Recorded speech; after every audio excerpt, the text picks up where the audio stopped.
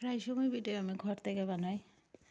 ঘর থেকে বানালে তো আর বেশি বোঝা যায় না, তাই আমি একটু আজকে বাইরে গিয়ে বানালাম।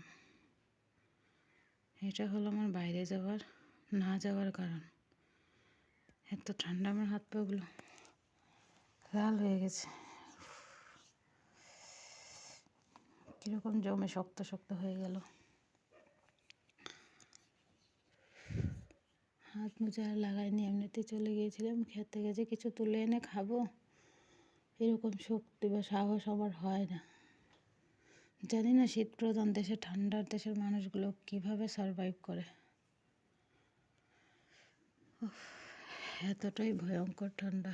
গরমের দিনে প্রচুর গরম, ঠান্ডার দিনে প্রচুর ঠান্ডা বাবা।